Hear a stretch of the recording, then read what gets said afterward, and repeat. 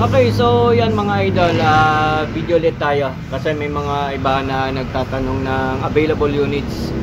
So since hindi pa nga tayo makapag-test, ilang araw naman lang naman yon. Kung nakikita niyo yung bahay ko na nasa likod, medyo lumilipad yung ibang bala dyan, nagbabounce dyan, kaya nakakahiya naman na naandyan sila. Ngayon wala sila, umalis, baka nagagala.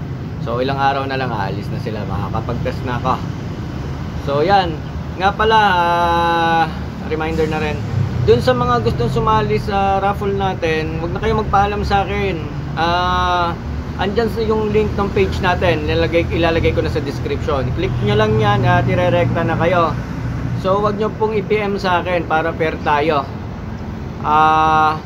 Kasi kung naka-PM, isasali ko kayo sa listahan, tapos syempre pag binunot natin dapat andun yun sa kung saan ako nag-post yung pangalan nyo. Kung halimbawa nabunot kayo tapos i-PM nyo lang sa akin, magtatampo yung iba, baka akala may favoritism tayo, wala namang kayong comment doon, nag-PM kayo sa akin, magkakaroon pa tayo ng diskusyon dyan. So follow nyo lang, napakasimple naman na mag-screenshot lang kayo. Yung iba sinasabi sa akin di marunong mag-screenshot. Konting effort lang yan mga sir, mga idol ha. Mamimigay na tayo, gawan nyo na lang ng konting problema nyo. Yan naman ay madali lang talaga. Screenshot lang para lang na magka-entry kayo, yun na yun. Okay, so konting pagod lang yan, konting load lang yan kung walang net. Okay, so yun. So i-discuss na rin, bukod sa papakita natin yung ilang available units natin ngayon. Kasi meron ako naging customer noon na nakakuha sa akin ng tactical unit, and then nasiraan siya ng, kumbaga naluma na yung regulator niya, gusto niya magpalit ng adjustable. So kumuha siya sa isang maker. Ngayon para nagtanong siya sa maker na kung kaya pa paabutin or ng 900 fps yung unit. Okay, so ang sagot daw ni maker ay imposible man daw umabot yung unit natin ng 900 fps. So susubukan natin kasi pare-paras lang ng kasayan style or design lang yung nag-iiba. So bakit nasabi na imposible sa 20 inches na barrel? Actually 21 yun kalimitan naman ng gamit ko 21 meron lang ako iba 24 kapag ka-requested. So titingnan natin ngayon kasi mahirap magsalita kung hindi mo naman nahawakan. Meron nga dyan iba sa vlog ko nagko-comment, halimbawa yung isa nagpa-repair sa akin na yung pangit tumama, pinutulan ko ng barrel. O bakit? Sabi ko kanya-kanya ka tayo ng diskarte mga sir ha. Apat kami nag-iisip dito, hindi yan basta na puputulan ng walang dahilan. Kasi nga ayun lang lumabas ng bala sa tulak O alam ko yung sinasabi mo na iba-iba yung types ng barrel So naintindihan ko naman yan. So hindi naman namin puputulan. Siyempre, apat kaming tao dito, pag-uusapan namin yan, kailangan ba? Hindi naman kami basta-basta. So sabi ko nga sa'yo, hindi man ikaw nakahawak, hindi rin lahat nabibideo namin kung bakit. Meron pa diyang isa na may nabanggit ako nung tinetest ko sa Nimrod yata yun, na pangit yung tumama. Hindi ko naman sinabing hindi advantage yung may plenum. Nag-comment siya na mas magaling paro yata ako sa FX ba, maker ng FX. Sabi niya gano'n. So hindi ko naman sinabing walang advantage yung plenum. Ang gusto ko lang sabihin, kasi may mga nag-i-inquire sa akin, malaki na yung receiver nila na kaya na naman at hindi na siya maaagad ng hangin, bakit magdadagdag pa ng additional plenum pa? So ang inaano ko lang, pag nakita ko yung unit, sabi ko sir, okay na yan bakit mag-add ka pa kasi mahina? So ibig sabihin, ang pinupunto ko naman doon ay hindi na naman necessary pa na mag-additional plenum ka, baka sa tuning na. So hindi naman plenum yung pinag-usapan. Siyempre, basta bumabanat ng ganon, hindi naman yung tinatakil sa video. So sinabi ko lang na kahit yung maliit ay kaya niya maghanay. Maliit yung plenum ng Nimrod na yon na pina-repair sa atin, kaya naman niya pumalo sa 900. So si sir nga bumanat na alam mo nagmamagaling pa rin ako sa maker ng FX. Sir, hindi ako nagmamagaling, kayo nagmamagaling. Dahil kung gusto nyo, nakikipanood kayo, magko-comment kayo ng ganyan, maggawa kayo ng video at ako naman na magko-comment. Dahil sabi ko nga, kung kayo ay magaling na, hindi na para sa inyo itong video na to na ginagawa ko. Ano? Dahil ako nag-share lang. Kung kayo naman magko-comment lang para magmagaling, kayo yon. Okay. So yan. So tingnan natin. So ito yung isang available natin na hammer type. So sa susunod pag-uusapan natin yan, may dadaling kasi dito. So hindi ko sinabi na hindi importante ang plenum. So makikita mo nga yung mga semi-auto ko dito, additional plenum. Siyempre alam ko yung purpose. Ana? Ang pinupunto ko lang doon, meron na silang unit na malaki na yung plenum, magdadagdag pa dahil daw nahihinaan. So hindi na naman plenum yung sagot doon. Kung malaki na yung plenum mo, magagastusan ko lang, yun ang inawasan ko. Okay, magdadagdag ka ng plenum, hindi mo naman maitutune na sa gusto mo. Okay, so meron tayong isang unit dito na hammer type. Ayan, may silencer na at nilagyan ko ng chrono. So titingnan natin kung sa steel barrel na gamit natin ay hindi talaga kaya yung pabuti ng 900 fps. So nakahanda na yung ano natin, yung Allen wrench natin para sa adjuster kung sakaling hindi pa siya. Ngayon makakapagpaputok ko dito kasi umalis yung ano. So bubuhayin natin. So 0-0 pa yan ha. Buhayin natin si chrono. At iseset natin siya sa fps. So tingnan natin kung talagang hindi kaya. Okay.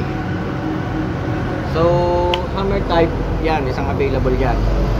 Na-plastikan natin yung barrel kasi kinakalawang pag nahawakan. So Astro pellet tayo. Ayan. Subukan natin sa Astro. Okay, puputok natin. Okay, first. Yan, 928. So mamaya na natin tingnan. Ito pa nga ina-adjust, nasa 900 na pala siya eh. 928. Kahit dalawang putok lang para mapakita lang sa inyo. So 21 yung barrel niyan na, 21 inches yan.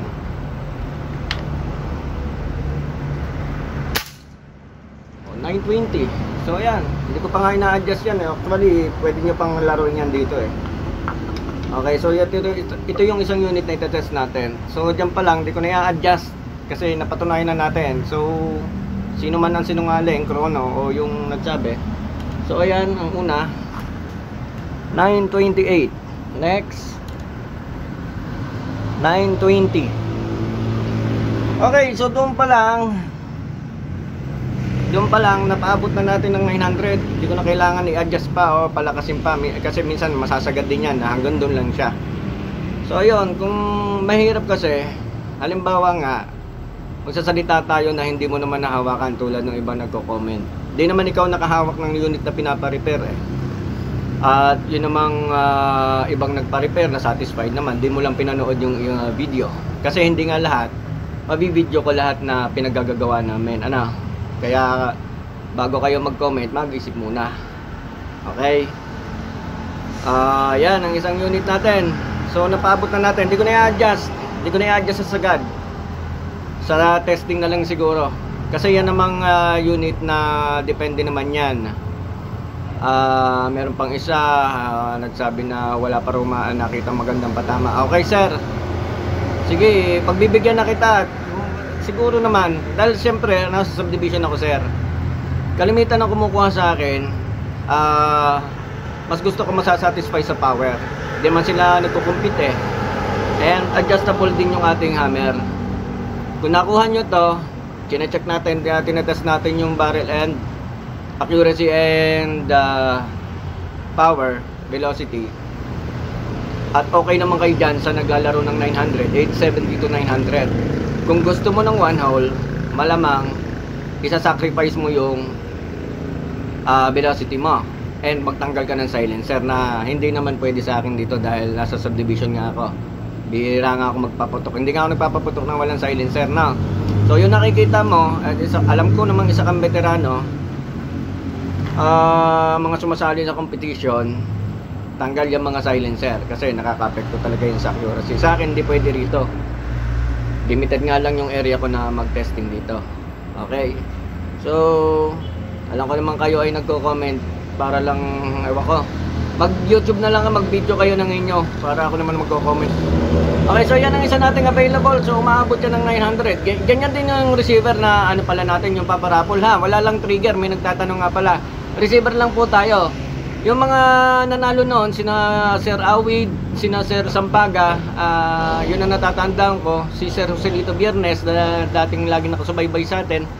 Yan mga receiver yung nakuha nila. Yung sina Sir Awid, pinabuo nila, pinatactical nila. Receiver lang po tayo pagka tayo ay ano, saka na tayo mag ano ng receiver with trigger. Dalawa naman yung paparapol natin. Okay. So ayan yung isa, ito yung pangalawa, hindi ko na itetesto ha. Rest naman na setup yan. So puro may adjuster. So pagkakaiba lang with horn. Ito yung isa wala. At saka yung design lang ng mga kulata. Ayan, available na dalawang hammer type with horn yung itong isa, yung isa wala. At meron din tayong isang side lever. Ayan, wala pang mga may-ari niya. Baka lang mga gusto nyong papaskuhan yung sarili nyo. At saka siningit lang din natin bago natin i-test para ilinaw natin yung chismis na hindi daw kayang paabutin ng 900. Okay?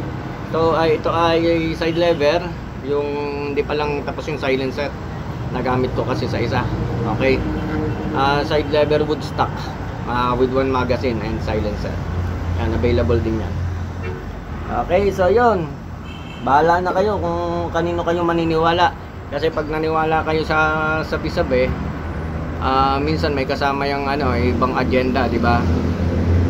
Dahil nga hindi mo nahawakan yung unit, kasi hindi pare-parehas ng unit, yung sinasabi natin, pare-parehas na magiging approach or diskarte.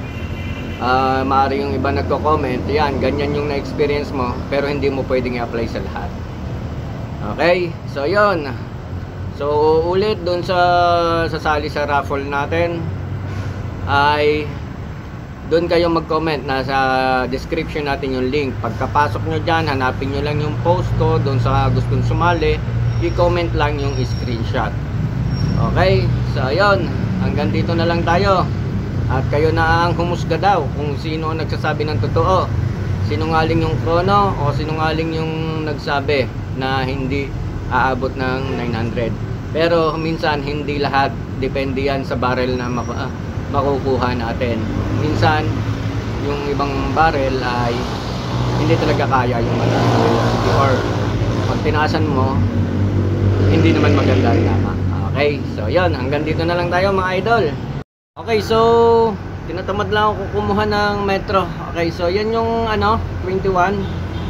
Itong isa baba natin para masukat natin kasi may itetest din ako na unreg. Okay, so pagpantayin natin, ito yung 24 inches na barrel. So mas madali siya kung FPS yung kukunin. Pagpantayin natin, tamad lang talaga akong kumuha ng metro pa eh. Yan, so halos pantay lang siya dito. Mas madaling pataasin ng FPS yung mas mahaba ang barrel. Pakita natin, so yun yung difference ng dulo nila. Yan. So 21, tapos itong isa nasa unreg ko na parang medyo na gusto na ring may pumunta kasi dito, parang gusto niyang i-reserve na sa kanya, ibebenta lang daw niya yung unit. So yan, naka 24 inches to. So hammer type din na folding. Kaya dinidesign tayo, nagdi-design tayo nito ngayon ay na-experience ko kasi kung nakikita nyo nga, dagdag lang natin ha. Nakita ninyo may mga collection tayo dito. Siyempre pag di mo nagagamit ng tagal-tagal, yung mga o-ring ng regulator natin mabilis masira. So sa unreg mas less maintenance. Pero nagiging question dyan ay yung accuracy. Minsan kasi nga pagka bumababa na yung, since unreg nga siya, hindi siya regulated, iba na yung patama niya. So try natin, ito may nilalagay tayo ditong stopper na pwede rin i-adjust. Depende sa power na gusto mo. Kung at least lalabas siya na regulated. So titingnan natin sa susunod. Okay, so sa ano niya, sa firing pin niya, meron siyang pinaka-stopper na pwede nating i-adjust bukod doon sa hammer na adjustable para yung opening nung valve natin ay halos consistent. So magkakatalo na lang doon sa laman na pressure. Okay, so yun. Yan ang hinahabol lang natin para kasi isipin nyo ibang barrel eh. So kita nyo naman yung kanina hanggang dito pa rin yan sa may tangke. So kung humaba yan, kung pinaltan ko yan, siyempre alam nyo naman yung mga dyan, mga abangero. Yan yung 24. So sinukat natin yung difference. Hindi ko na lang metrohin. Okay, so yun, hanggang dito na lang ulit at salamat, good luck doon sa mga gustong humabol. Habol lang na kayo, huwag kayong magpaalam. Nandyan sa description ng video natin ang link kung paano kayo pupunta sa page. Okay, hanggang dito na lang ulit at maraming salamat.